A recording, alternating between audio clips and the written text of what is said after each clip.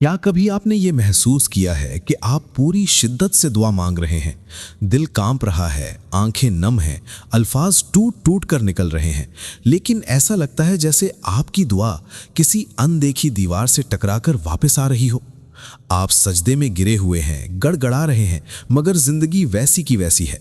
ना हालात बदलते हैं, ना दिल को सुकून मिलता है। और फिर एक लम्हा आता है जहां सबसे खतरनाक ख्याल जन्म लेता है, शायद मेरी दुआ में कोई कमी है, शायद मैं इस काबिल ही नहीं कि अल्लाह मेरी सुने। अगर ये एहसास कभी आपके दिल में आया है तो रुक जाइए, क्योंकि आप अकेले नहीं हैं। ये कहानी सिर्फ आपकी नहीं, ये लाखों लोगों की कहानी है। और सच कहूँ तो ये कभी मेरी भी कहानी थी। हम सबको बचपन से यही सिखाया जाता है कि अल्लाह से मांगो, वो सब कुछ देता है। हम नमाज पढ़ते हैं, कुरान पढ़ते हैं, दुआएं करते हैं। हमारा शऊरी जहन पूरे यकीन से कहता है कि मुझे अल्लाह पर मुकम्मल ईमान है। लेकिन फिर सवाल ये है कि अंदर इतनी बेचैनी क्यों है, इतना खौफ क्यों है, इतनी बेकरारी क्यों है? मसला ना दुआ में है और ना उस ईमान में जो हम ज़बान से दोहराते हैं। असल मसला छुपा हुआ है हमारे जहन के उस हिस्से में जिस पर हमने कभी तवज्जो ही नहीं दी, जिसे सब कॉन्शियस माइंड कहते हैं। ये वो खामोश जहन है जो बोलता नहीं मगर सब कुछ कंट्रोल करता है। ये 24 घंटे जागता रहता है, आपके हर ख्याल को, हर खौफ को, हर शक को महफूज कर लेता है। ये एक गेट कीपर है, एक दरवाजे का मुहाफिज जो ये फैसला करता है कि कौन सी बात दिल की गहराई में जाएगी और कौन सी वहीं रोक दी जाएगी।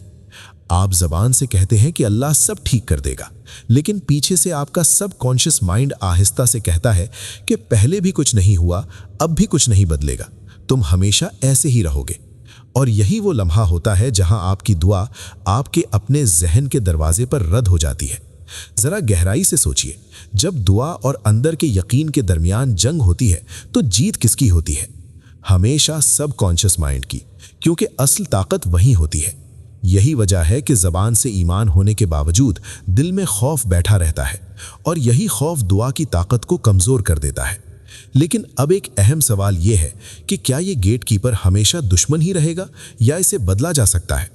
अगर मैं आपसे कहूं कि आप इस गेट कीपर को अपना सबसे मजबूत साथी बना सकते हैं, अगर मैं कहूं कि आप अपने सब कॉन्शियस माइंड को अल्लाह पर वैसा ही यकीन करना सिखा सकते हैं जैसा आप ज़बान से करते हैं, ये कोई जादू नहीं, ये कोई फिल्मी बात नहीं, ये एक हकीकत है, ये ईमान की साइंस है।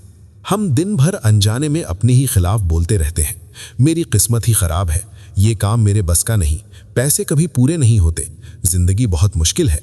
हर ऐसा जुमला आपके सब कॉन्शियस माइंड के लिए एक हुक्म बन जाता है, और आपका जहन एक वफादार गुलाम की तरह उसी हुक्म को हकीकत बनाने में लग जाता है।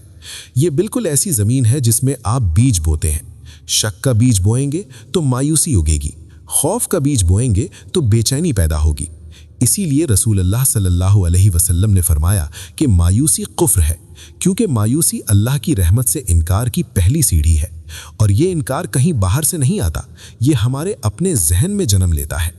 अब सवाल ये है कि इस जहर का इलाज क्या है? खुशखबरी ये है कि इलाज मुश्किल नहीं, लेकिन मुसलसल अमल मांगता है। सबसे पहला कदम है आगाही, अपने ख्यालात पर नज़र रखना। जैसे ही कोई मनफी ख्याल आए उसे पकड़ लीजिए, उससे लड़ना नहीं, उससे बहस नहीं करनी, बस ये कह देना है कि ये मेरा ख्याल नहीं, ये मेरी पुरानी प्रोग्रामिंग है, और इसे गुजरने देना है। याद रखिए, जब तक जहरीली घास को पहचानेंगे नहीं, तब तक उसे उखाड़ नहीं सकते। दूसरा कदम है अल्लाह के कलाम से अपने जहन को जवाब देना। जब जहन कहे कि ये नामुमकिन है तो फौरन जवाब दें कि बेशक अल्लाह हर चीज़ पर कादिर है। जब जहन कहे कि मैं अकेला हूं तो खुद को याद दिलाएं कि वो तुम्हारे साथ है जहां कहीं भी तुम हो। ये अल्फाज सिर्फ पढ़ने के लिए नहीं, ये रीप्रोग्रामिंग है, ये आपके जहन का नया कोड है। तीसरा और सबसे ताकतवर कदम है शुक्र, लेकिन सिर्फ उस पर नहीं जो मिल चुका है, बल्कि उस पर जो मिलने वाला है। दुआ के बाद ऐसे शुक्र अदा कीजिए जैसे दुआ कबूल हो चुकी हो। या अल्लाह तेरा शुक्र कि तूने मेरी मुश्किल हल कर दी, या अल्लाह तेरा शुक्र कि तूने मुझे शिफा दे दी। यही वो मुकाम है जहां ईमान मुकम्मल होता है। और कुरान कहता है कि अगर तुम शुक्र करोगे तो मैं तुम्हें और ज़्यादा दूंगा। जब अल्फाज जहन को नया पैगाम देते हैं, जब तसव्वुर उस पैगाम को तस्वीर बनाता है, और जब शुक्र उस पर यकीन की मुहर लगा देता है, तो सब कॉन्शियस माइंड इसे हकीकत मान लेता है اور پھر دعا صرف لفظ نہیں رہتی، وہ ایک طاقتور حکم بن جاتی ہے جو سیدھا عرش کی طرف اٹھتی ہے۔